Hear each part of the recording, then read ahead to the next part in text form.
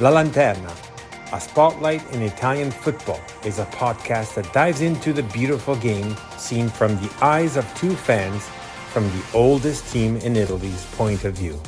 My name is Fabrizio Cardone, Canadian and Genovese, together with my friend Matt Killen, an American-born and Genoa fan. Every week, we'll tell you all you need to know about the only team you need to know about, Genoa CFC. Plus, we'll have guests and provide updates from around the magical world of Italian football.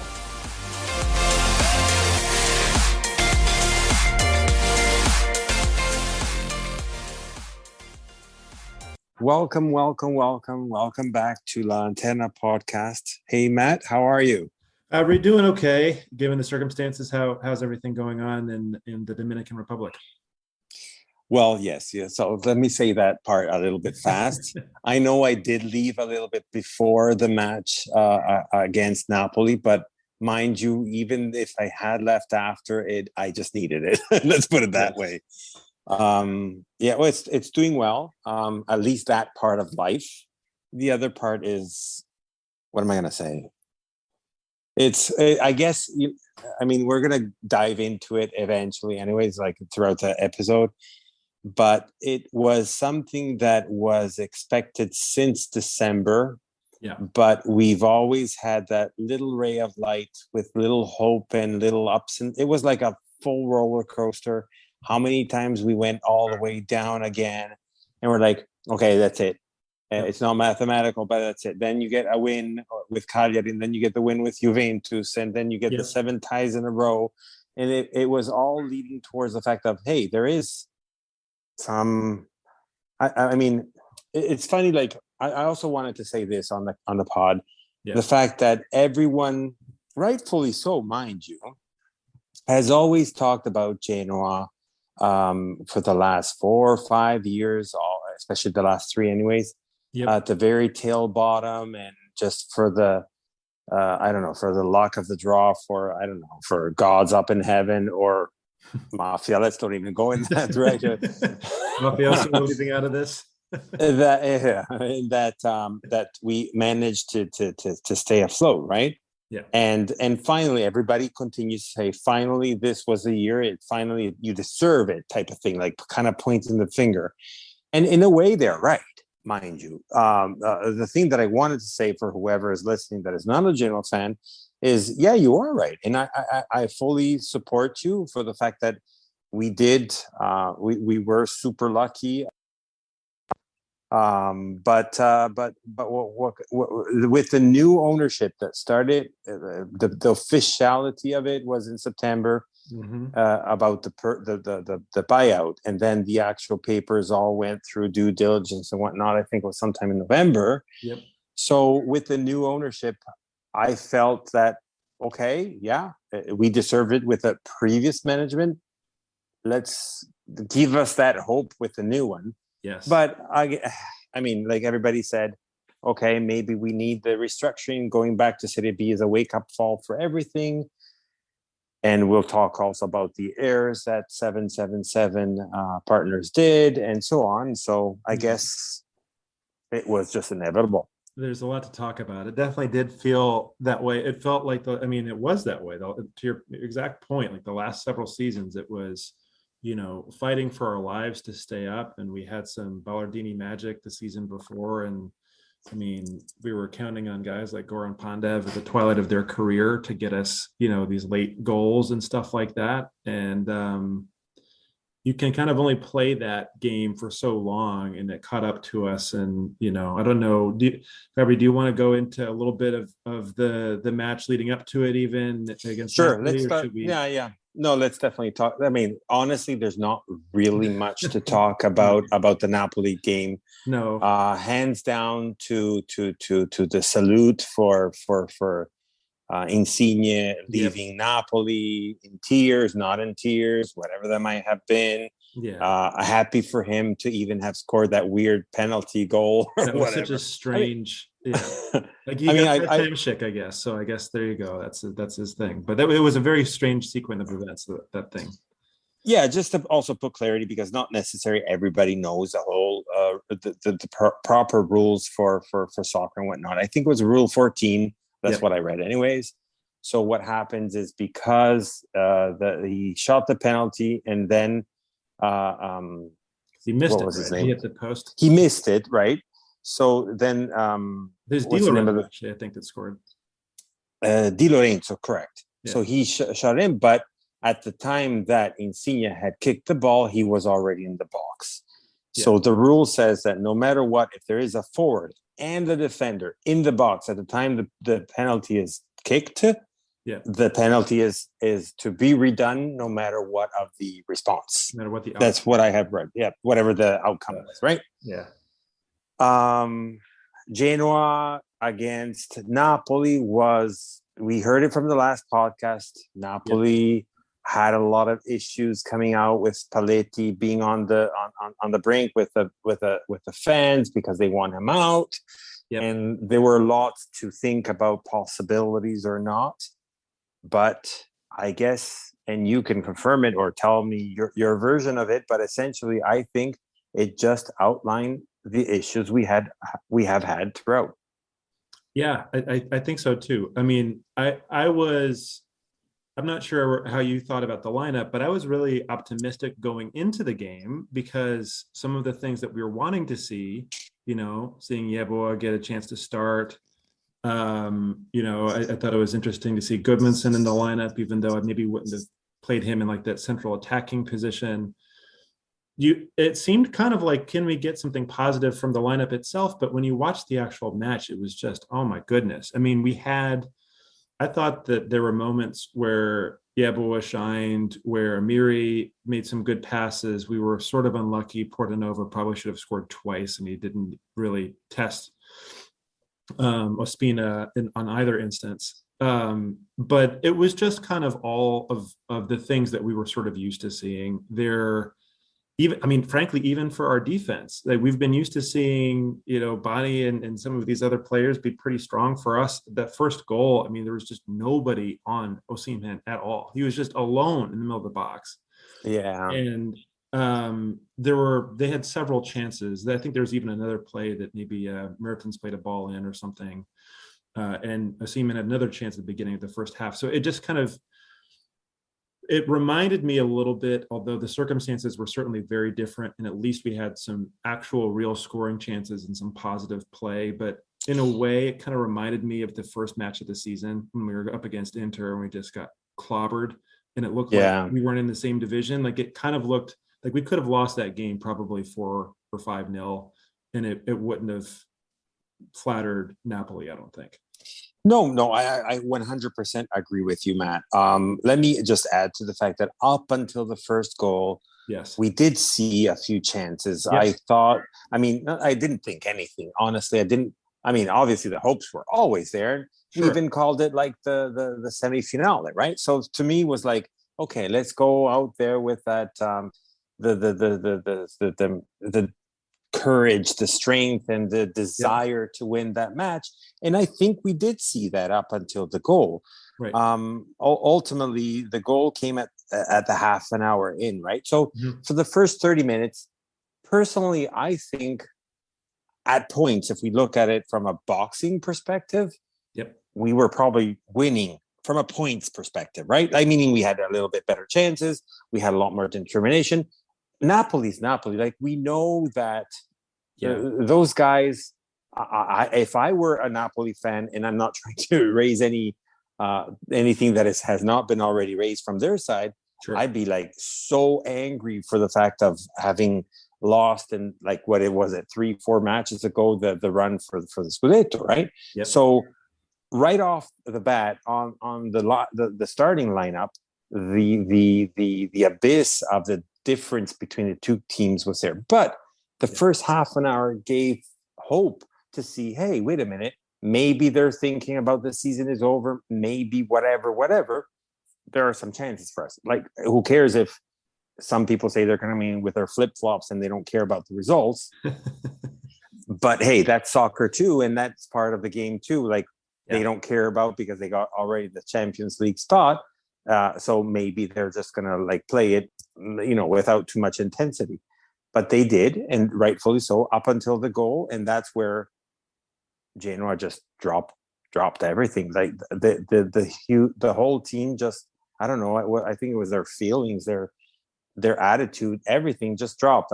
Then you saw throughout the match, trying with some tactical changes from Blessin, and the limitations are there when you start. Like I do agree with you. Yeboah was a great starting lineup. I do admire him. I think he will be the future. Yeah. Or at least anyways up until right. Yeah. But then when you start to have looking at the bench, Ekuban, unfortunately, I still have good hopes for the guy.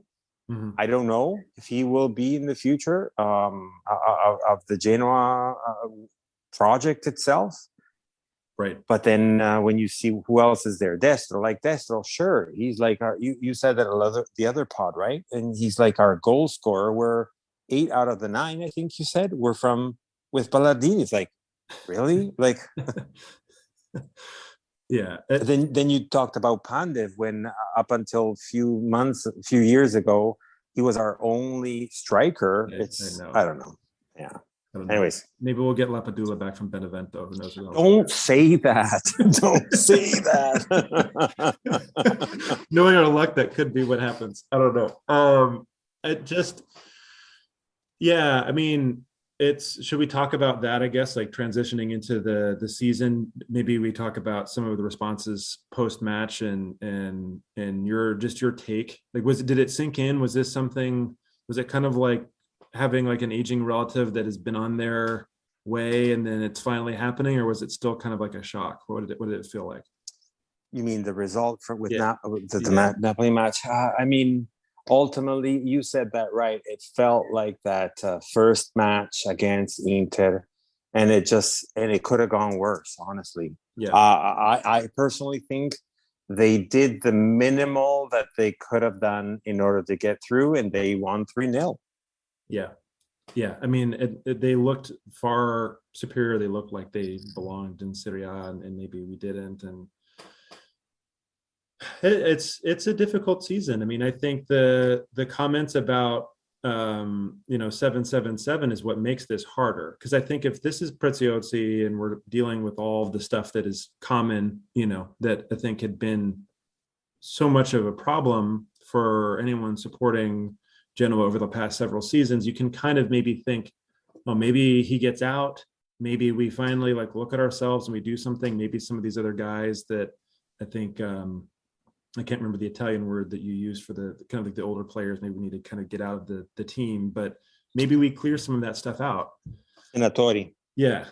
The Senatori. And I think like that side of it would feel a little bit better than we saw some progress later on in the season anyway. We certainly didn't at the start with Shevchenko, but when Wesson came on, when our January signings came in, it looked like maybe we were finding some solutions to the problem. And now I think the concern is like, how many of these solutions that we might have found can we keep? Like Ostigard is on loan. I think Amiri's on loan from Leverkusen. I'm sure they're not going to let him stick around through the Serie B season. So, the prospects, you have to be hopeful, but I mean, I guess there's some news. I don't know if you saw the news about Mimo, about him maybe wanting to stay in Serie B. Yeah. Okay. So, I mean, I have a few things I wanted to cover as well, but let's talk about the roster, I guess, and to your point. So, Ostigard, he's a straight loan. I'm not too sure if there's an option for getting him or not. I'm not too clear about that. Me either. I know Amiri was a pure the fact of being able to get him was based on promotion. Staying afloat in Serie A. So he has the choice if he ever wanted to stay or not. Yeah. I mean, we can hope, but the truth is, would you want to, right? Right. And the honest truth is, no player would want to. He just joined us in January. Unless there's a magic connection with Blessin, that's the only. Yeah. And people talk about players as mercenaries. Ultimately, what would you do if you were a player too, right? Sure. We can Yep. always, as a fan, I want them all to be super Genoa fans too, but Sure. they're professionals, right? So I do understand. Look at Insigne too; like he was the captain for Yep. X amount of years at Napoli, and then decided to end his career here in Toronto. And do you really blame him? Well, you know what? Like, life is short. You only Yeah. have certain opportunities at a certain time, and that happens also with our players. So that was a meeting. Yep. Calafiore, I'm not going to even mention him. He was like a straight loan from Roma. Doesn't really matter. Yep. I've heard the last news. I'm not sure how much is truth or not. For 4 or 5 mil, Verona is going to take him apparently, which is fine. I mean, I had high hopes with Piccoli. Didn't kick in. Didn't happen. I don't know why, but. And then all the other ones, they're all ours. I'm talking about the new players that came in January from Spurs. Mm-hmm. So we have Hefty, your boy.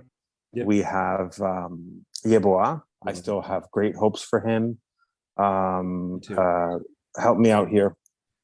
Friendrup. Yep. And Goodmanson, and they're all ours. And I think they're all valid for Serie B. I think they're all young and talented, and they're just, unless they're procuratori. I can't remember now how to say in English, like the agents, unless they're like going to be claiming some sort of like, no, I don't want my player to play in the second division. I think they're all going to be valid players and talented for the talent and the strength and the determination itself. For the Senatori that you said, Criscito, he said he has 1 more year of contract. He's going to be speaking to the ownership and see to the management and see what their intentions are. Is he a good player to remain? I think so, because we saw that difference in level, right? Totally. Others talked about too probably will be useful, even if it's Serie B and it's going to mainly be younger players. You can imagine him having, even if it's like less of an on-field role, which I think we would actually need him on the pitch, but I think he'd be a useful player for us next season. For sure. Others even talked about who was it? No, Maziello. He's at the end of his contract too, but it's it's that type of experience that you still need it even in Serie B, independently from who they are or not. Rumors about Vasquez that he might be leaving because we have a little bit of a too many perhaps at the back, right? Especially if you keep Marciello and he ends up playing again, I think. For example, that's right. That's a good point. Giglione still is a possibility he's still ours, so he's still a good valid panchinaro, how we say in Italian. So for the bench. I don't know. Destro, I would not keep him personally. Yeah. Destro seems like a player that it's almost, I would think that he would want to do something other than Serie B himself. We could probably get something for him. Maybe it's not a lot, maybe it's kind of similar to like the Piccoli fee or something. That's a couple of million. But I don't know if he would be a great fit, particularly if we continue with Blessin, which I think we're hopeful that, I am at least, that we do. Let's talk about that, because I saw a whole bunch of rumors happening throughout with the fans and whatnot. Yeah. Rumors happening from journalists, specifically one, not going to mention them, but just to be like, stay on the, I don't know. Keep it above water, like it. Yeah, well, exactly. So this rumor that started about the possibility of the GM from Atalanta alongside with Gasperini to have interest possibly to join the Genoa battle and or project per se, even though from a Champions League from last year to a Serie B this year, even though on the paper just doesn't make sense to me, but the rumors are adding to it by saying he has a house in Liguria and stuff like that. I'm like, okay, but guys, like seriously, let's, if in the event in the future, everything, all the stars are aligned and so on, maybe, but let's be truthful. We all hope it, and that's why the rumors like started to become too big.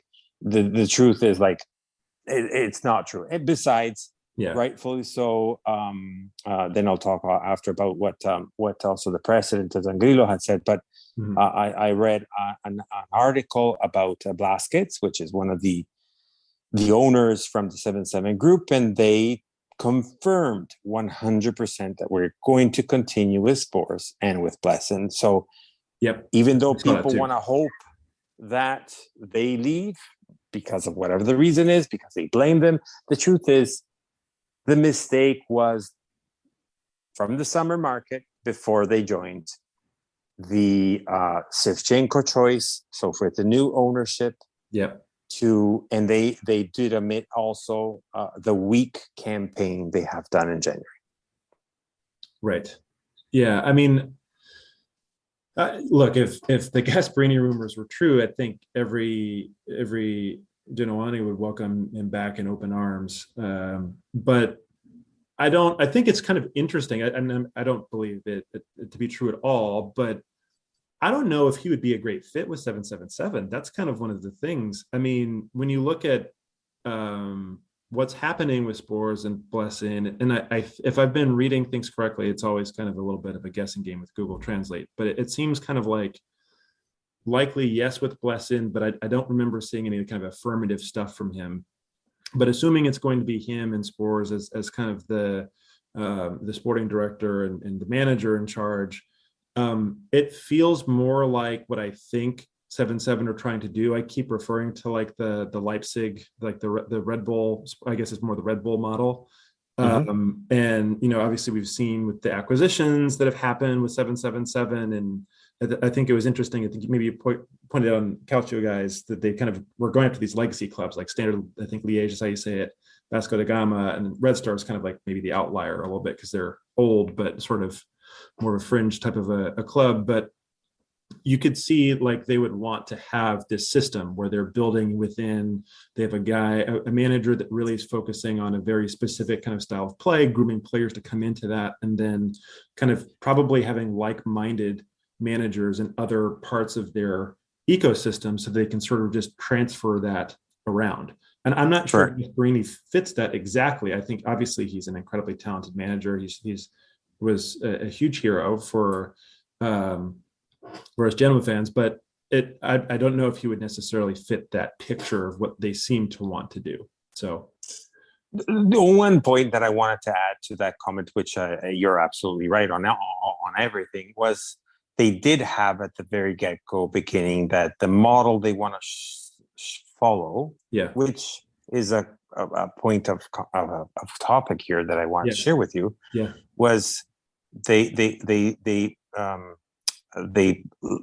were happy for saying we want to follow the Atalanta model. Yet, to your point, it seems or it looks like, and they have repetitively also said that, following like a Red Bull type of model as well. Right. So I'm just going to detach 1 second from the topic about is Gasperini going to fit, to the fact of what the question to you is, what is the Atalanta model compared to the Red Bull model? I think I guess you could say they're similar in some ways because they're still picking up. I think Atalanta still, you've seen how many players go through their system, and Robin Gosens is the latest, although he's now with Inter, but they're players like that have really come up through their system. I think they're playing. I think that the style though is a little bit different. I'm also maybe looking a little bit too managerially in terms of like a Gasperini versus like a Blessin or something. But I kind of think of I keep wanting to say Leipzig, it's really like the Red Bull model. You have more of this kind of total sport type football where you've got players pressing from every angle of the pitch. You're probably playing a little bit less with a 2-striker setup, which maybe we could do. And that's like really a sort of a small detail in the whole cog of the system. But I think, you have that kind of different, every player very aggressive. You don't really have as much space for a languid player, kind of like a Destro. And it's not to say that creativity isn't involved, but it's sort of like that combination of an identity, but also having the thing where, like, we've seen for years with like a Salzburg and Leipzig, where players are coming in from that club and they're kind of grooming themselves into the bigger league, or even like Jesse Marsch, who now is with Leeds but started at the Red Bull New York team, really was building there, moves over to Salzburg, moves over to Leipzig. Now he didn't have the greatest tenure there, but like that kind of progression of moving these kind of coaches around and building their system, bringing their style, which is basically sort of, I think it's similar in a way.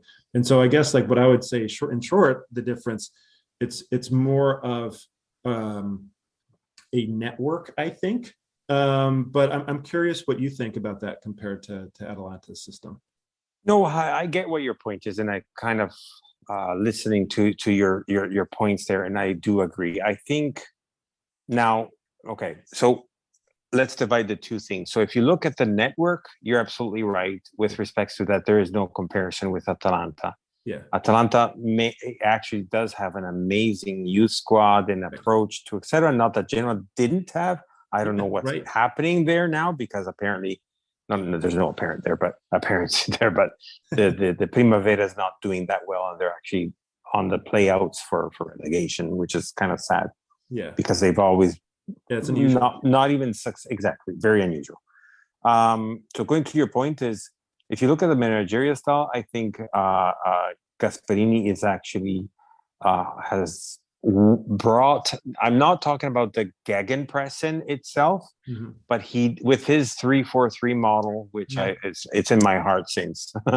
But you could see the defense coming up, the midfield going to the front, so the 3 became a 5. It was just like amazing. So to your point of saying you see all the players pressing, you did see that. Yeah. And that's where I was so surprised and pleased back in the day, just to give you an example, where he as in Gasperini, had promoted Criscito from a left back to a mid left.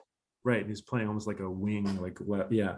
Exactly. So you would see him sometimes in the front because he was part of that model anyways. But, definitely to the model of the network and so on, that's actually a good point that we should think about, trying to find some guests from Leipzig or whatnot, which would be an interesting topic anyways.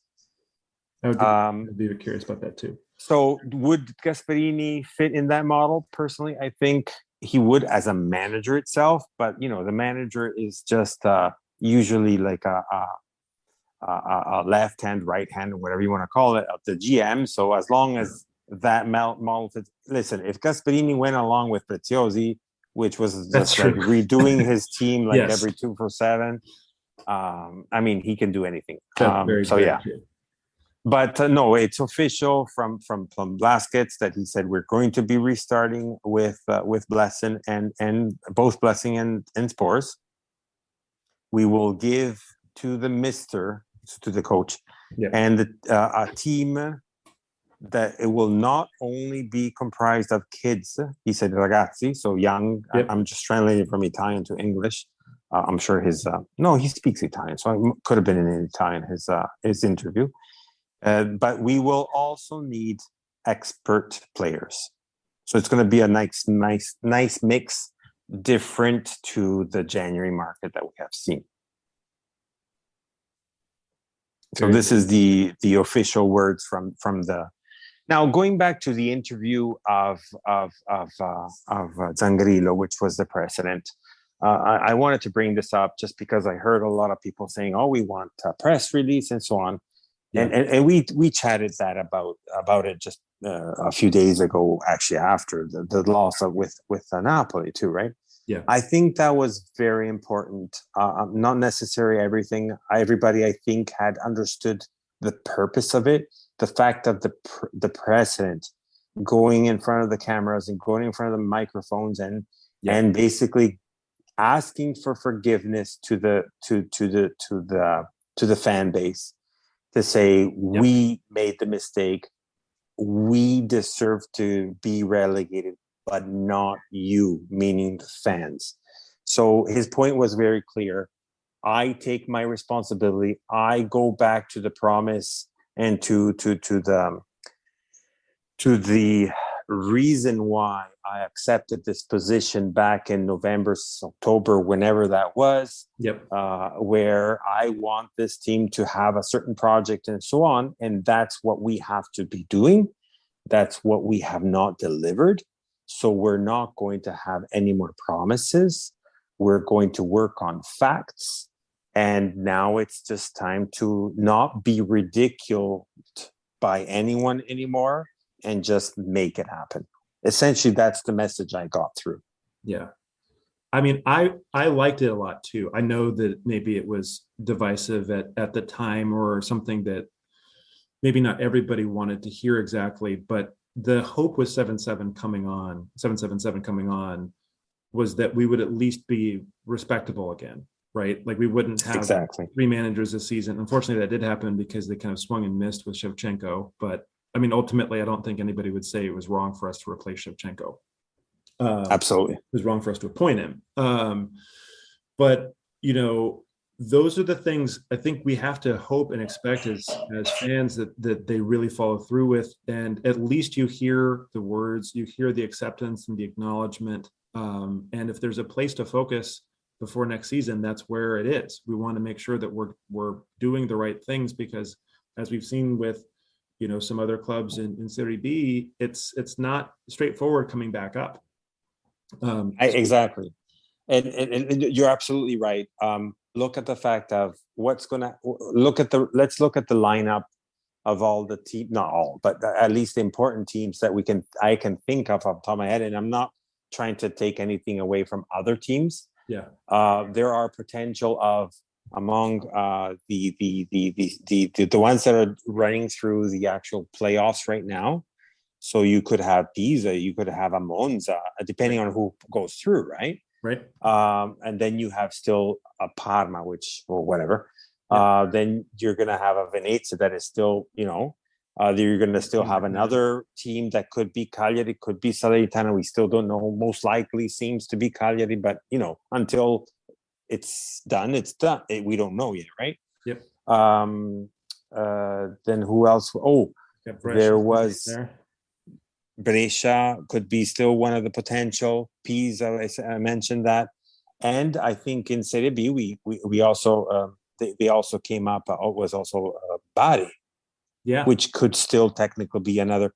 What I'm trying to say with this is, like, I've already reached out to a certain amount of friends that we have along the lineup, Genoa fans or Genoa friends or, you know, sympathizers.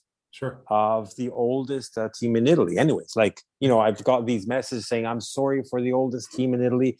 You will come back stronger than before. All you need is one championship. You'll get that star. I mean, there's recognition out there. And that made me smile in a good way to say, you know, not everybody hates us by looking at the results from the previous management. They're still looking at us as a team as a whole, independently from the results based on, as I said, from the previous management, which is, it's interesting and important too. Absolutely. But to your point, it's going to be tough. The words that we heard were, let's work on to get up soon. Obviously, they're not going to make promises now that they can't maintain necessarily, meaning, you know, you can try to work towards it, but look at what happened to Parma. Look at, you know, Monza. It's the third year in a row trying to come up. Just up until the second last match, they were in second place, and now they're still fighting with the playoffs. Right. It's not easy, right? But there's also a lot of teams. On the other hand, and that's what I was trying to say before, with nothing against them, is like they're saying, oh my God, we're going to have so many teams, including Genoa. Oh my God, it's going to be so intimidating going to the Ferraris and playing against you guys, because you guys are like, you know, the big ones. You know what I mean? Well, maybe it'll be a nice little change of pace a little bit too. I mean, I don't think anybody's saying, yes, we're happy we're going down to Serie B, but when of course not. The season starts, at least there's the feeling of, I mean, it'll be a completely different aspect of watching the matches, because if we get anything other than 3 points, we'll be bitterly disappointed. So that can work in a good way. It can work in a bad way, but Yes. Yeah, I guess like the plan here is to keep the youth that we were talking about before, so Hefty and so on. Hopefully, trying to keep Ostergaard. And then I was reading a whole bunch of things about it, but ultimately there is going to have to be some senatori that from the midfield, but that definitely needs to be revamped. And the forward, I think, except Yeboah, maybe Ekuban, but I don't know what's going to happen with that guy. But that whole center front has to be revamped, replanned, not only because it just needs to be done and they have recognized that they made mistakes in the January market for the Serie A, but also we have to look at it from a Serie B perspective as well. Yeah, I think as Stefano has just chatted us too, it sounds like we have potentially a 50 million euro budget for a net transfer budget anyway, which I think is really remarkable for Serie B, especially given that it's net, and so you would expect that if we're selling a few players, you actually are maybe spending a little bit more than that. So I don't know. I mean, yeah, we have to make sure we do this right. There have been clubs, and this has happened in other divisions. I'm sure this has happened in Serie B. If you're going after the big guns and that's the only thing we're doing with the budget, like sometimes that can go against you, especially if you're getting players that are temperamental or something, or the results don't go your way, and all of a sudden you're stuck with a squad with a big wage bill and you're not promoted, and you're probably drifting further down. So no, that's right, Matt. Like even Stefano mentioned that in the chat as well. Like the 80 and more crappy he used, rightfully so, players that we have out there on loan all over the place, from Bidaski to I can't even remember these bad names. Oh my God. Some people still think that the nightmare. Jagiello, whatever his name is, that from Brescia. Yeah. There's like a whole bunch. Like that's not going to be an easy task for. I am not gonna. I don't know. I hope Spurs has the, excuse my term, but the balls to really to be able to sell some of those players, because it's just not going to be easy. We've got to cut out the dead wood. There's no other way to say it. Well, okay. Another thing that I'm talking about the dead weight. Not that they're dead weight, but you know what I mean. On the financial aspect, in June 30th or whenever that date is, both Ballardini and what's the other one? Was it also? Anyways, the two coaches are going to go off our books. Oh, well, we're not still paying for Nicola. Can't be that. No, Nicola. No, it was the guy from last year. Forgive me if I'm like drawing a blank. Oh. That started the season last year, 2 years ago. I can't remember now. But two coaches are going to be off our books at the end of this season.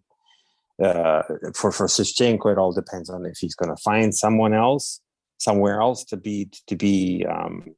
take him. There were rumors back in the day, but also with this war that is happening, probably everything kind of was put on the side. But so we will still only have Shevchenko and his team on our books, anyways, which is still a lot. If you remember, it was like $2 million just for Shevchenko a year.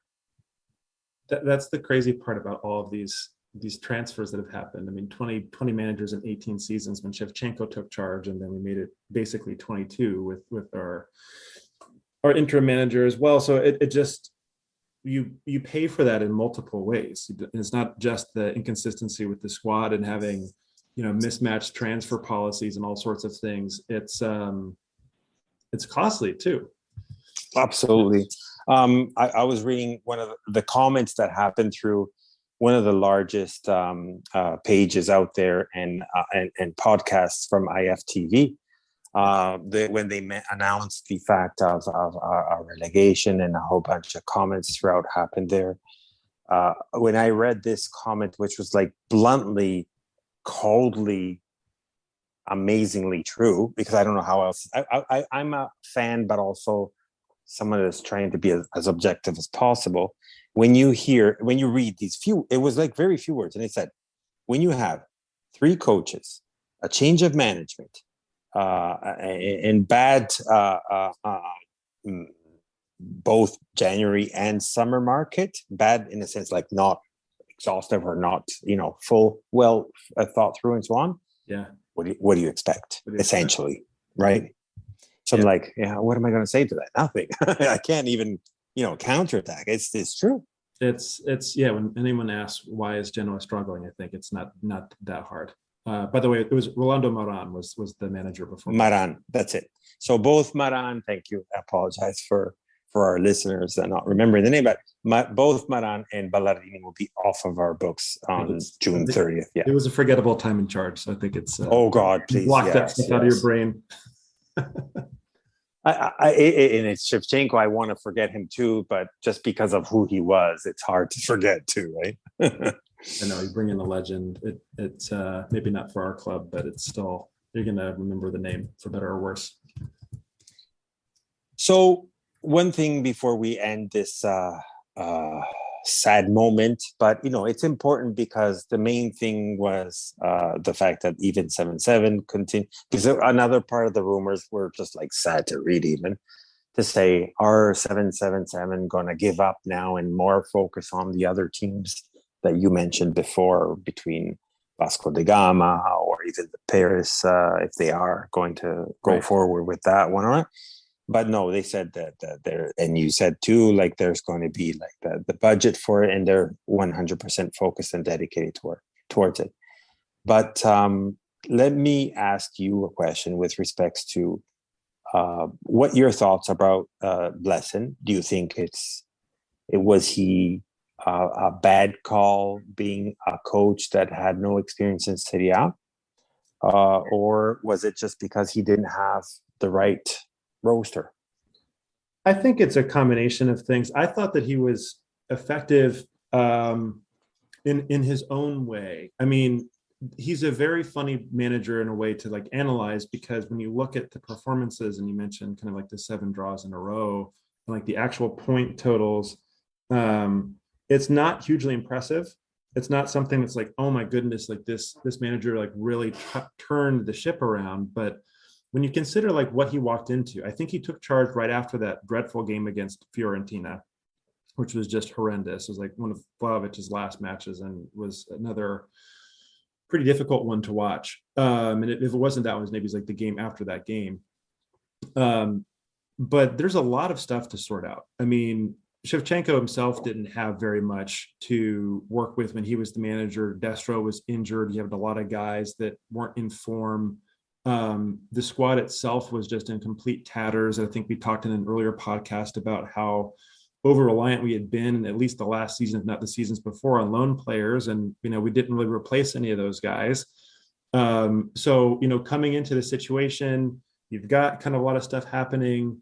There was a flurry of transfers in January that Blessin had the advantage of that Shevchenko didn't.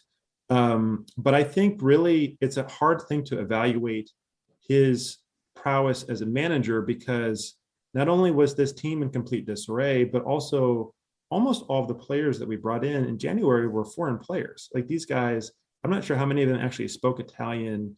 You had Amiri who spoke, Blessin didn't even speak Italian. He's speaking German through a translator to his own players with like not even half of a season to go. So, like maybe the only guy that can actually understand him is Amiri, and I don't know if Hefty speaks German. But I think it's hard to evaluate him. What I liked about him as a manager, and what I thought gives you confidence in him, is that if there's anything that he did, and this is sort of one of those silly intangible things, but he had the team behind him. He had the team fighting for him. There was clear that there was some sort of plan. I don't think he found his best 11 until very, very late in the season. And that was part of, I think, what had doomed us, is that he was kind of reliant on some of the more senior players, but maybe they weren't the right players. But at least you saw the togetherness. You saw it seemed like there was a belief in the idea that was going on. And I think that was kind of what we needed to see, at least to start. I mean, what did you think, Fabri? How would you rate Blessin in the time that he came in? Actually, I'm with you with respect to the fact that he was a great person to be at the right time. He just came in after the big blow of La Padilla or whatever his name was. Yeah. That apparently, if this is all true, because to be truthful, like that's what I Oh, was. that's right. Bruno Labbadia. That would have been disastrous, by the way. I don't know. I think so too. I don't think he was the right call for Spurs. I think Blessin is the extension of Spurs' hand. Yeah. Like I think they complement each other perfectly. They have worked each other together years back, I think too. Sure. Oh God, how am I gonna say this? Definitely the ownership had its own, like I've been hearing also these comments about Americans coming to City and ruining everything.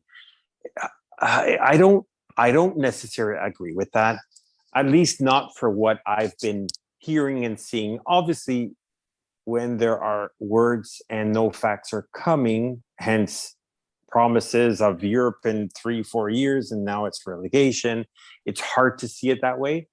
You still have to give credit to the amount of money and debt that was covered from the new management. Yes. Actually, we've heard interviews from, I don't even want to talk about these people, but the other opponents of the kind of city. No, they're not. Kind of city, meaning the city is a city, but the kind of opponents that are kind of both from the same city. So I'm trying to talk about Sampdoria. Sorry. But there was a Docena that had an interview, and he says, I don't understand why 7-7 has chosen Genoa, hint, hint, over Sampdoria. I was like, so, are you freaking kidding me? Like, seriously? Like, I thought about this too a second ago. Sorry, I didn't mean to cut you off, Fabri, but I think no, it's okay. There's this, in a way, if I was a Samp fan, and we saw all the science and the banners, and we don't need to talk about that because it's bullshit. But I feel much better, honestly, about where we are, even though we're in Serie B, than where Sampdoria are. Like what that squad looks like right now, like what's going on with their ownership. Yes, they're in Serie A. Yes, they can land back on their feet again, maybe, but we at least have stability. Our owners aren't walking away. They're actually investing in other properties that should come back to us if we needed to. I think we're probably the more premier club of the clubs that they own right now. So I don't know. I think the jealousy of Sampdoria is coming out maybe because they know that they're in trouble still. There's still a lot left for them to do. Well, between the knowing and the thinking is two different things. I think they're not necessarily thinking out loud about it. Indirectly, absolutely. I've been a predicator about the fact that Sampdoria has been, obviously in the last years, at least in the last 20 years, more successful than Genoa, and unfortunately more successful even when we were successful, which is yes. As a Genoa fan, it's the part that makes me a little bit sad about it. But ultimately, there's a lot of politics involved too, and I'm not going to even go into that. But you're right. Like, I'm seeing a lot of I'm the admin on the Genoa Club Toronto page, and for the first time in, I don't know, I'm going to say 3-4 years that I'm actively following these pages, both Instagram, mostly on Instagram, but also Facebook and Twitter. It's mostly on Instagram. I'm getting these, mostly they're kids, but from Sampdoria, and they're kind of jumping in and commenting. And I'm like, first of all, I'm like, why would you even go and look for a Genoa page, let alone Genoa on top of that English? So, the page, exactly. And come and comment to say, hey, you guys are in B, you're going to be below us forever, and like, why would you even want to go into like a page that you don't want to even associate yourself with, kind of thing? Like, I wouldn't even ever dream of reading into comments from in a Sampdoria page. Right. But then when you write back to them saying, you're right. We're in Serie B. We know, end of the story. But I would worry if I would worry if I were you. I would worry if you are able to enroll yourself in next season too, based on the fact that your president is in prison, right. You don't have any more cash. And right. Unless there's going to be an injection that God knows where it's going to come from, yep. I'd be worried. You know what I mean? And anyways, and then they back off. I think you had a post about our name will forever be our eternal victory. That hurts them so badly. That hurt them so. Well, the truth is they are not Genova in a sense because their name comes from a whole bunch of mix of things that happen, right? And ultimately, two different clubs. Exactly. Let's leave it at that. Well, I think there's no better way to end on a commercial than just a nice little dig at Sampdoria. So I think we'll take a quick commercial break and then we'll welcome Giuseppe to come on to talk about the match against Bologna and the relationship between the two clubs.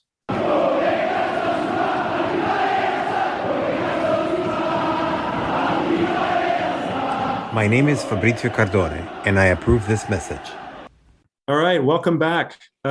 We had a good long discussion on kind of the punch into the gut that was last weekend and the confirmation that I think we all had seen coming. But now we're looking forward, we're looking to the future, and we wanted to start by bringing on guest Giuseppe Capuano, president of the Bologna USA fan club, and really excited to break down the match. Welcome, Giuseppe. Welcome, and thank you for having me. And again, I'm sorry for your relegation, and it would be a difficult. It would be a different Serie A without Genoa, because Genoa is an important crown, an important stadium, an important team. So it's a team that, is the team that make the Serie A. So it would be strange to don't see Genoa in the schedule and in next year. Thank you, Giuseppe. Both Genoa and Bologna are historical teams. We share together two beautiful colors. Yes. We're not too far from each other. Great cuisines on both sides. My mom, actually, she's from a small town between Bologna and Ferrara. So I kind of have not necessarily like have a heart towards, and no offense to that, of course, to the Bologna squad, but obviously I sympathize based on the half shared blood that I have from my mom on that side. But yeah, you're right. Genoa will not be next year in Serie A, but we'll definitely have an amazing Bologna looking up for us to share the beautiful colors as well. Right. Also because we don't know what's going to happen with Cagliari too. That's another team that's sharing these colors. That's right. And but what about next match? Actually, before we go to next match, if I may, Giuseppe, talk to us about who you are, I guess. Matt, I don't know if you want to add any questions to that, but no, take it away. I was born and raised in Bologna. I came in New York in '99, and I was working in a food company. And after, that's the ironic thing. Genoa is in my story because, I went to an event at the Le Cirque, and I was here. These people talking about football for American people, soccer. Yeah. And I jumped in a conversation, and one gentleman was Leopoldo Visio, and was talking about Genoa. I have some friend in Italy that they were Genoa supporter. I always love the Gradinata Nord, the Fossa dei Grifoni. So I know Genoa. I remember Martina, Pruzzo, Eloy, Scuravi, Aguilera. So I started to talk with him, and he ended up that he was a president for a wine company, and we start to talk about Genoa. To make the story short, after 2 or 3 months, he told me that they were looking for somebody to work in the company, and they hired me. And from that moment, I became working for this company. It's called VS Import, which is one of the leaders in importing wine in the United States. And because Leopoldo, I didn't know, he was the vice president of Genoa Club New York, and because he didn't know how to use a computer, when he hired me in VS, but also he hired me as the secretary of the Genoa Club New York, because I knew how to use a computer. So I was making all the list of the member and organized the dinner that was El Quartino. And also, like, there was some important person that was another vice president of the Genoa Club, the famous Capozzi, which is famous in Genoa, and I met him. So I spent a lot of time. I helped Leopoldo to set up his computer, because it was to listen.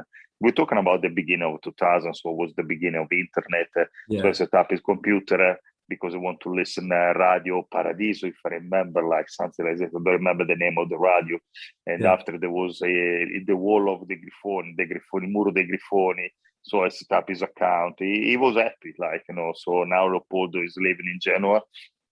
Last time that I spoke with him, he was after Genoa Cagliari, so it was awful, but sooner or later, like, I remember that, like, it's so that, like, the season was a season that it was this season was a bad season, a lot of mistakes, but you have a new property from United States, and that's we share from Bologna too.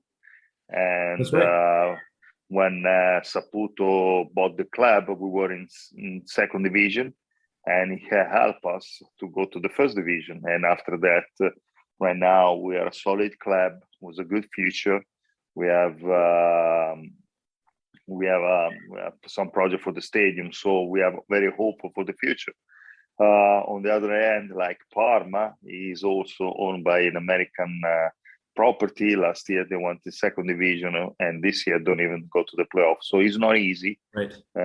So it's not easy. So, like, the second division is always like what we call a purgatory. So Giuseppe, we were just talking about that with 777, and how, there's the comments like American owners are ruining Italian football and all of this. I mean, take us back to when Bologna were purchased. I'm sure there was similar sentiment, but did you see what did the American owners bring that maybe we can be helpful for, that we see also in Genoa? Well, our ownership is a little bit different, because your ownership is an investment fund. Our owner is a Saputo, that he also own a team in the soccer league in MLS in US, Montreal. Which is Montreal. Yep. And so he has a little bit more experience.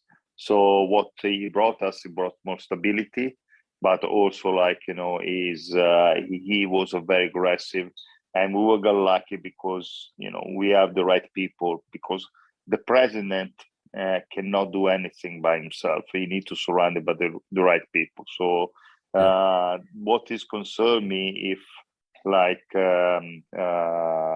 this group will be able to make and surround them by the same people. Yes, Saputo is from Canada, it's from Montreal, but right now we live in Miami, in Florida. There you go. There's the 777 steak dinner happening somewhere in Miami between the two of them. Who knows?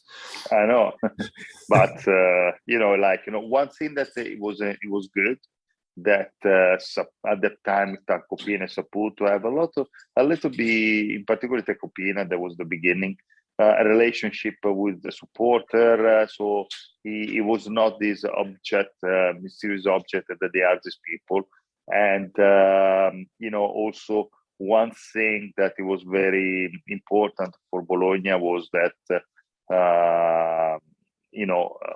Saputo had one of the consultant, Di Vaio, which is a football player. They played in Genoa, also played in Bologna, with a different result. In Bologna is like an hero, and probably, like, I suppose that the club can have some previous player, and I think Criscito as somebody that can help him to navigate in the world of Italian football, but that I think that also is a shark world.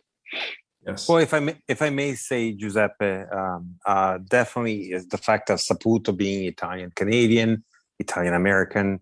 It definitely helps, because I'm sure because of his roots, he definitely followed, I guess, Serie A lot more previously, anyways, compared to the 7-7 partners, the new Genoa owners. The fact, as you mentioned, the fact that he was previously the owner of the Montreal Impact.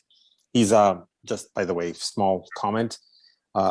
He's like a huge empire of cheese here in Canada. He's like the owner of 70% of cheeses here.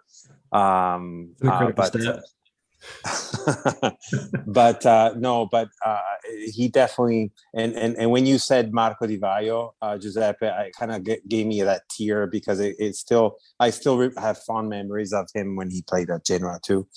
And so definitely he has, I guess, good players in the sense of management around him as well, in order to understand what he needs to be doing. If I may, Giuseppe, where do you think the new ownership the new ownership, since Saputo came on, make any mistake? And where do you think Bologna can go with him? Well, Saputo made different mistake, in my opinion. Like, nobody's perfect, and who work make mistake. I think that probably one big mistake was like the hiring of Filippo Inzaghi as a coach. It was the year that Bologna was pretty close to go to relegated, and he was smart enough to sack him in January and hire Sinisa Mihajlovic. But also, I think that that's a problem about, I think, some US owners, so they delegate probably too much. Right now, we are in a situation that we're still in the limbo. We're still floating from 12 and 10 position, and we still don't go to the next level. The next level will be for us, be like Atalanta, be like Sassuolo. And there is team that invest less money than Bologna, like Verona, like Sassuolo, probably, and they're in so much better position than us. So I don't want to talk about Florence, Fiorentina, and Atalanta, because they're in a different right now league. But Saputo, so right now, is not very happy, because he doesn't see. He see that we're floating in the same position. So I think that, he has to be more present. So, he makes, in my opinion, some mistake. But the most important thing, that since Saputo came on board, we never worry about the financial situation of Bologna, which is something that us, Genoa supporter, Bologna supporter, share for a long time. Yes. You share the time of Spinelli and the time before Preziosi, and in time for Preziosi as well. Always you don't, it's such an headache. You don't know if you're going to have the money to go to the league. You don't know if the player got their salary. I always like a drama. Right now, since Saputo is the owner of the Bologna, we don't worry about this. And this is for us, particularly for me and for other people, it's already a big success. I couldn't agree more. It's what we're hoping for, and what we're thinking we will see from the ownership. And if I heard you right with the mistake made, it was going after an inexperienced former star striker from Milan who didn't pan out so well, and making a managerial decision. That sounds kind of familiar to what we experienced. So maybe 777 will get it right after that first big mistake with Shevchenko. But plus, we heard from Giuseppe, Matt. We heard from Giuseppe that even though it's not like a large network similar to Red Bull, they still have a small network of themselves too. So that's also maybe the way to go. It's a good direction to take too. Yeah. Yeah, I agree. I think that, and again, Genoa is an important place, and Genoa has, I don't know, 30,000 people that can go to the stadium. Huge support and fans in Italy, so it's an important market. I think the Genoa deserve better.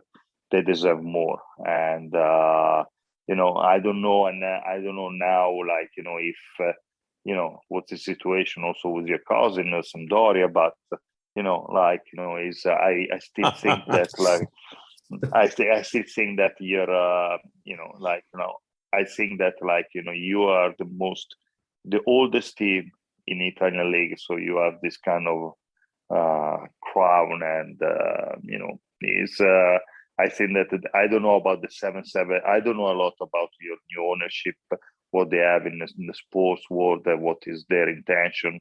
But I know that if they play well, Genoa is the team that went to Anfield Road and beat Liverpool. That's what happened in Genoa a long time ago. So I think that they have a good opportunity, and it's only about them. And it was beautiful to see the image on Sunday. All your supporters that went to Naples, and they still was close to the team even in the darkest moments. So I think that in Genoa there is a singer that is called Andre. They say that from the diamond nothing happened, but from I don't know if I can say shit, a flower can rise. Yeah, so I think that and Andre was a supporter of the Genoa, if I'm not mistaken. So I think that you have to be awful, and but it's not going to be easy. It's not going to be easy because it's not the money is not enough. You need these 777 people need to be surrounded with a great people. Yeah. So just to give some context for whoever's listening that is not Italian, perhaps maybe Matt, I don't know if you ever heard of him or not. The Fabrizio De Andre, which shares my first name, anyways, but was a self writing and producer singer that was quite famous in Italy, and he's always a point of reference for a lot of comments or quotes and whatnot, because for Genoa or for memes or whatnot, because he's like a symbol not only for the Italian type of music itself, but also as a singer himself. So is this the same singer as Gente Di Mare, or is there a different singer? No, that was a trio way later than De Andre itself as a player. So Gente Di Mare, correct me if I'm wrong, Giuseppe. So it was Tozzi, Raf Ruggeri. There you go. So this was a song from Sanremo, and they just took that on. It was amazing, actually, how they took that one, because Gente di Mare, which means people from the sea, was an amazing match for the port city of Genoa, which it is, right? Yeah, I think Andrea, you can think of Andrea like the Bruce Springsteen of Italy, but a little bit more on the poetic side. I don't know. I don't remember. There is some singer in US that like Bob Dylan, like something Bob like Dylan. Bob I was Dylan. going to say the same thing. Yes. Yeah, Bob Dylan, the Bob Dylan of Italy. So there you go. Love it. About you, I know that you want to know about the game of Sunday, which I think that is going to be an interesting game if you want to see some football. Bologna came from 2 awful lost from Venice and in house with the Sassuolo, which is it would be probably the last. This would be probably the last game managed by Sinisa Mojanovic that probably is going to be sacked, and also the last game from Bigon, which is going to be the manager of which is our director technical, And by the way, today I read an article that probably Bigon could be on his way to come to Genoa, and I think that Bigon could be a great a great hiring, because somebody that is pretty knowledgeable on young players, and I think that also is a gentleman. But unfortunately, after 7 years, we're still in the same level. So we have nothing to say in this tournament. Bologna is going to play with a lot of young players from the young squad from Primavera, and I think that probably is going to be interesting to see how these young players can play in a team again in Serie A. Probably so probably could be a fun game to watch. Like it could be kind of an amichevole, depending how Genoa is going to play the game. If they want to play a great game in front of their supporters of the last game in Serie A, I think the Genoa could win easily, because Bologna is not going to play with the best squad. He's going to play with the second line and people from Primavera.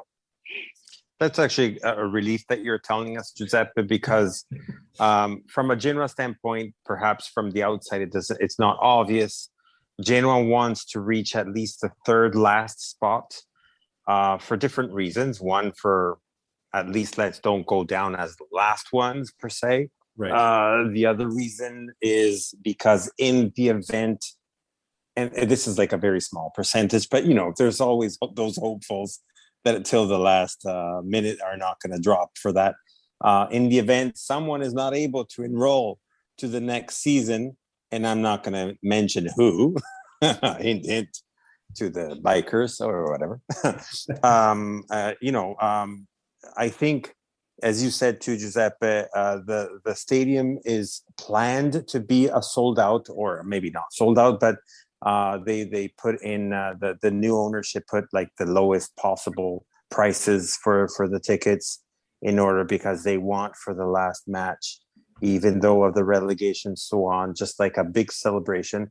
Today they had a big meeting of the main supporters because they want to show the support for the team no matter what, independently based on the relegation. You mentioned that very well, for the fact of over 1,200 fans that went down to Napoli.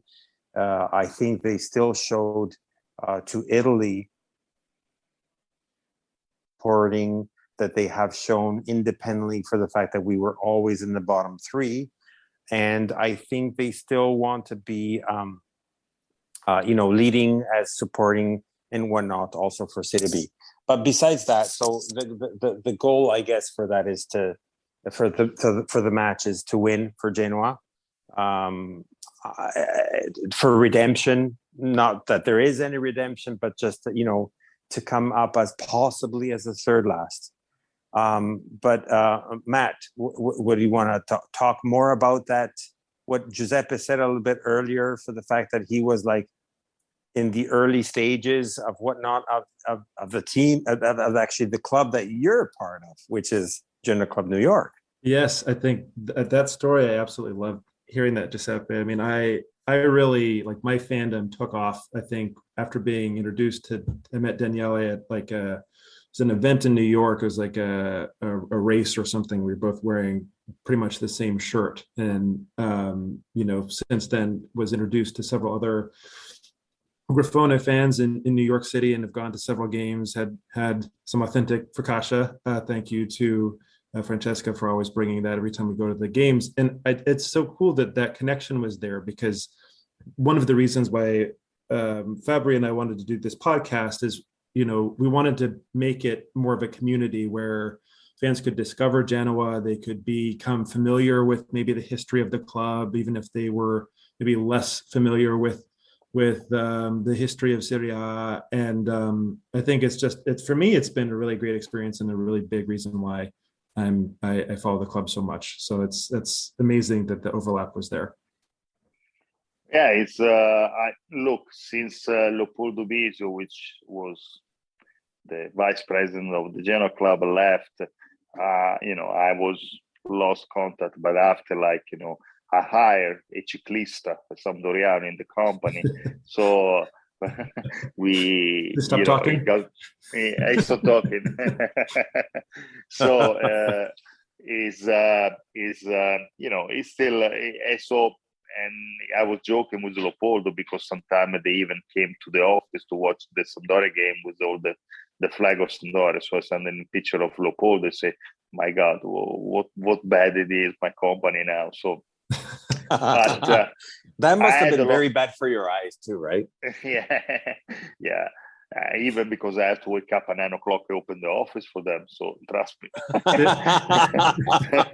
That's awesome. But I had fun because there was three gentlemen like Leopoldo Bisio, in particular Michele Capozzi and Marco Romairone, which was like the president. A long time ago, there was a branch of Carige, which is the bank of Genoa that was in New York. Yeah, and it was the president of the bank. So it was fun because for me, I was at that time was pretty rookie in New York. I was the first year, and it was a different. Can I say? Was even before September 11, and was a different vibe.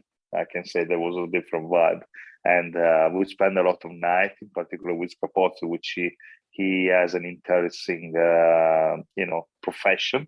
I don't know if I can say what he was doing, but you tell me. And he was a porno movie director, so that's what it is. So it was it was a lot of fun, and it was good. And wait, Giuseppe, was it fun because you were part of the cast, or what was the fun part? I unfortunately I didn't have the physique to roll for being in the cast of Michele Capozzi, but it was fun to hear his story about. Also because Michele Capozzi was also friend with a famous Italian director, Giancarlo Antonioni. And also because he was living in a boat. He was living in a boat in the west side. Okay. So it was a character. And you see in this table, this bank manager, this president of the wine company, is the porno movie director, talking about Genoa in the same table. So it's something that I think that it was unique. And that's also telling the story about New York. I think that can only happen in New York, and also the story about how football and sport, but in particular football, is a connector. Football is the biggest democracy because when you go to see a game, it doesn't matter that if you're rich, if you're poor, if you're noble, if you're like this, you in that moment, in that 90 minutes, you became the same person like the other one, and that's what absolutely exactly. And that was a great experience. But I'm very happy that there is more American people that fall in love with Italian football, Italian teams, and what represent. And the beautiful, I think that I'm sure that I hope that he had the opportunity to go to see a derby, and to see the show that there isn't a derby in Genoa, because one of the best derby. I think that with the derby in Rome is one of the best derby in Italy. Yeah, and to feel the passion that we have, to feel the connection that we have, and to feel that American fans that started to get more and more involved. It could be for Genoa, could be for Florence, could be for Juventus, or we have some people from US that support Bologna as well. I think that's something that is pretty good, and also I don't know if you're aware that Serie B is showing Fox channel. So I did not know that. Yeah. Okay. Say, wait. That's not fair. You, Matt, and you, Giuseppe. If you want to follow Genoa, you can watch it on Fox. I'm gonna have some issues here in Canada. I'm gonna have to find out what's happening. Fabrizio's gonna be on Reddit. He's gonna be streaming the games from for sure. Like a bunch of ads popping up all around and stuff. Exactly. So but it's good because at my time, Leopoldo couldn't watch anything. He was listening to the radio. That's, trust me, it was a different. Is a different things. So is probably I think that in Canada there is some channel, maybe there is 70 that show the Serie B, but I'm sure that there is something. We'll have to find out, and definitely I'll have to push the higher ranks in order to make that happen. Maybe I'll have a lot of friends be happy if that ever happens. But no, I wanted to share one quick pointer that Stefano from the chat had shared with us, that in it's very important for me anyways, but I'm sure for all of us. But 1999, Bologna Sampdoria, there was a match. It ended 2-2. A last-minute Class Ingesson penalty sent the cyclists to Serie B. So we're going to be eternally grateful for that. Definitely, 100%. Yeah, also, like, I was not at the game because I was already in the United States. It's in 1999. But the funny thing was also that, like, it was pretty clear that the penalty was not a real penalty. It was a mistake, I think, by the referee. And I remember that Sampdoria 5 minutes Even before better. miss a huge opportunity to win the game. Bologna play an awful game, but there's still a lot of rumors that Ingesson was not. Unfortunately, now Ingesson he died by leukemia. He died probably 5 years ago. But there is a story that like, football is not like a gentleman club, and Right. there was some rumors that some Bologna's players were okay to help Sampdoria player, that's an opportunity, but Ingesson in particular was not happy. He wanted to play the game, and Ingesson decided to shoot the penalty because he was not very sure that he wanted to be sure that we would play in the last we would play correctly. That's a story. Like, if it wasn't for Ingesson, probably, like, somebody else could have missed. But and I remember that since that moment, Sampdoria fans hate us, but we hate Sampdoria fans. We hate Sampdoria also because in 1982 they got our most important player at that time, Roberto Mancini. So that's what. Oh, for sure, I remember that. That was the beginning of our collapse. For sure. So we're not. I don't think we're super friends with respects to the fan base, the ultra and so on. Yeah. But we do share so much history, Giuseppe. Also, yeah. Even from the olden days, I think there's still this contentious, and I don't want to raise it to talk about it too much, but this contentious Scudetto, which could have been our 10th one back in the days of the fascisti, back at, in between the two world wars, where this finale of the Serie A had been played 3 times, and at the end was won by Bologna. But besides that, there's so much history among the two teams. It's unbelievable. Well, at that time, like, this is the thing about Italy, that we never take the best thing on something. That the story about that year in 1925 is a beautiful story about Italy. It's a beautiful story about soccer, and also a beautiful story about the politics of Italy at that time. Bologna won, and probably they think that because Bologna at that time was one of the biggest fascist city. Yeah, it was. I don't know if this is the reality, or you don't know either. Nobody knows, but it's a beautiful story. Exactly. And they should have made a movie, should make something, because it's a beautiful story. And I think that it's stupid, to discuss about something that happened in 1925. You're so sure. It's so true. I only raised that because I think something similar happened with Lazio, where they raised something, and so at the end, then the FIGC or whoever it was then shared that Scudetto. So I guess there were some Genoani that wanted that to happen too, but who knows really what happened. The Bologna side have right things to say. The Genoa side have right things to say. What are you supposed to? I don't know. It's tough. It's already done. Bologna won the championship. But the funny thing, when I talked to my friend in Bologna that I was doing the podcast with the Genoa fans, everyone say, come on, you shouldn't do it about it. They're still fighting about the 1925. I think that, like, some people in Italy, I have nothing to do them fight for something that, like, it was happening in 1925. So you're maybe, absolutely like, right. And I think that, like, The problem is that in a different era and a different world, Bologna and Genoa could play for Scudetto because they have, they were an important city. Right now, the problem is that in Italy, is impossible that Bologna and Genoa will ever play for a Scudetto. And I think that is the saddening thing about football in Italy, because right now I'm watching the NBA, and we're watching Boston playing against Miami. 5 years ago, Boston was in the last position. So Right. hopefully people will understand that right now is getting is getting a little bit tiring, as always, to see always the same team Same. winning the league. And hopefully, we want Genoa winning dello Scudetto della Stella, the 10th championship on the pitch. And Listen, after that, Giuseppe, I can say I can die after that, because I'm like, I will be so happy, and that would be just a dream, the ultimate dream will ever come true. yeah, I think so. But for me, also for Bologna, but at least you experience the beauty to have Genoa, see Genoa in Anfield Road, see Genoa playing a Coppa UEFA.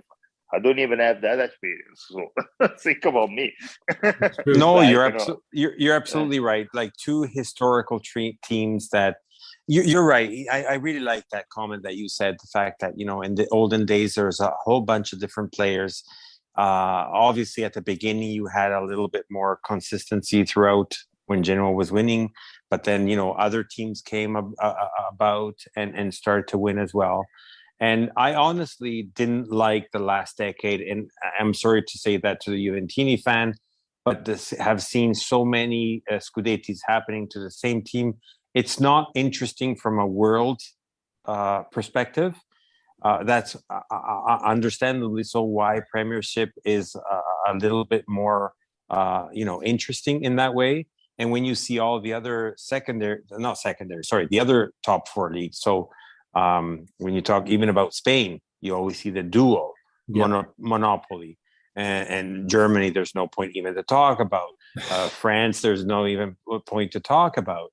And we definitely don't want Serie A to be the same. So a little bit more interesting. Actually, this year, I'm so happy to see, I'm not going to say it too out loud, because it would be nice to see again, an old myth team that comes out to play. But rightfully so, as Giuseppe said, we want to see more teams also come about. And in the days, and you probably remember that, Giuseppe, when Verona came, even different Lazio had some Scudetti, Roma had some. So it's nice to see some changes here and there, and it would be important for the league to make it more competitive, I guess, too, right?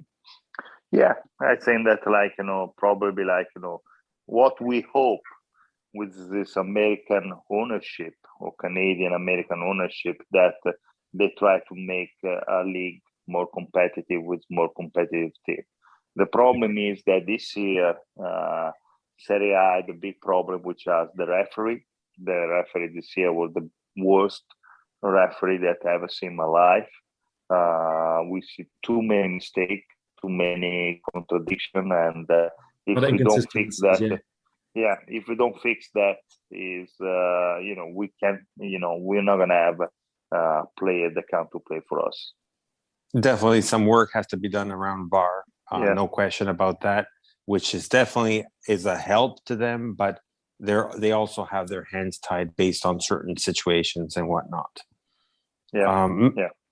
Matt, did you want to add some other quick questions? I have to acknowledge one of Stefano's chat questions earlier, because I don't know, Giuseppe, if you mentioned the NBA. I don't know if you follow the Euro Cup, but obviously Virtus or Fortitudo, what's your team? I know Virtus just won the Euro Cup about a week ago.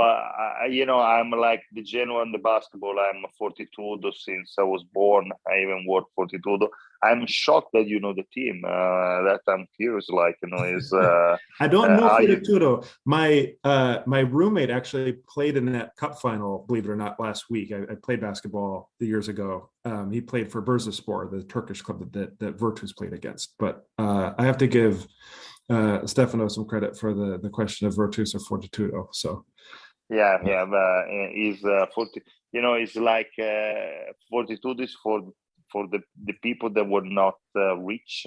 They were living in suburbia, so that was like we support fortitudo, which we lost an Euro Cup, the Courage Cup, in 1979, and we play in Genoa, and I even remember that.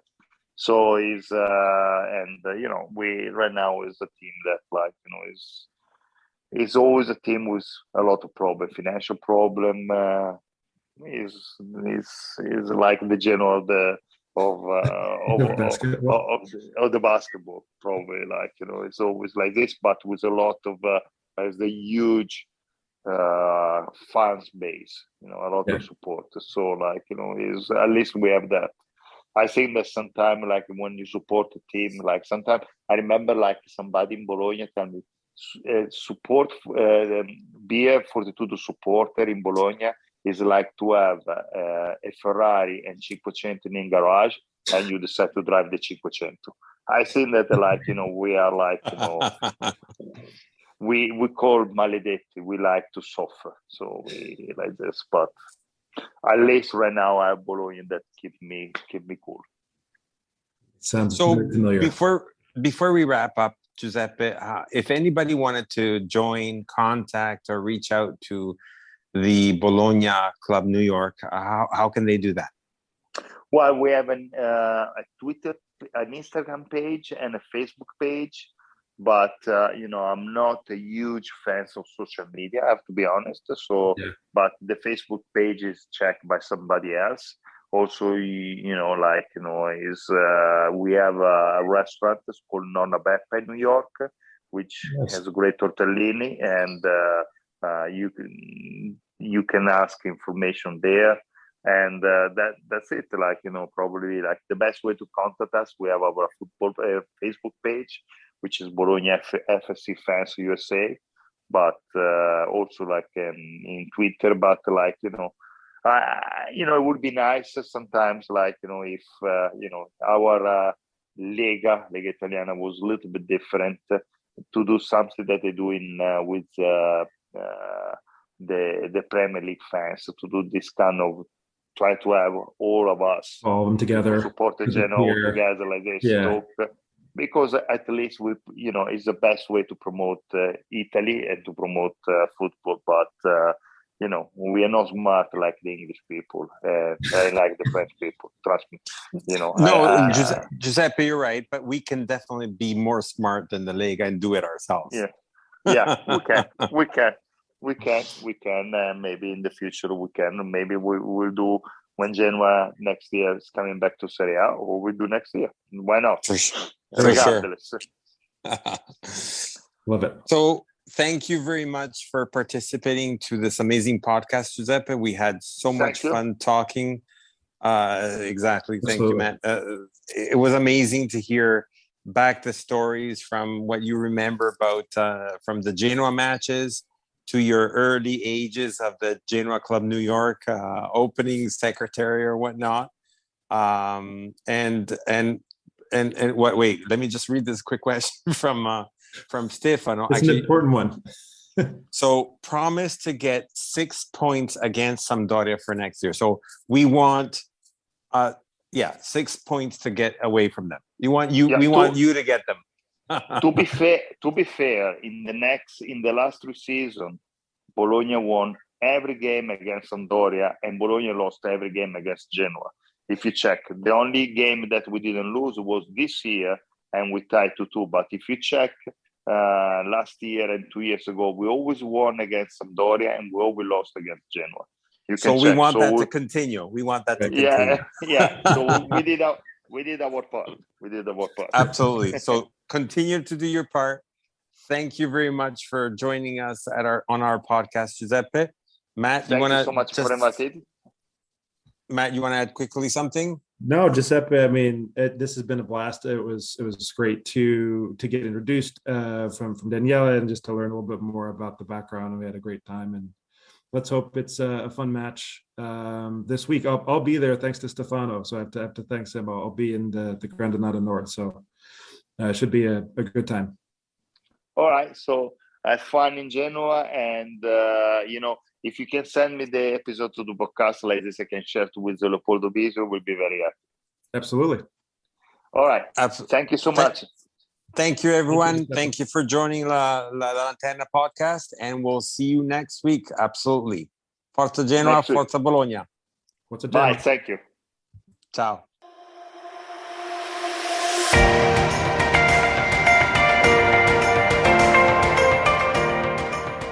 You've listened to La Lanterna, a spotlight on Italian football, a podcast powered by Genoani Si Resta. Thank you for listening and see you next week.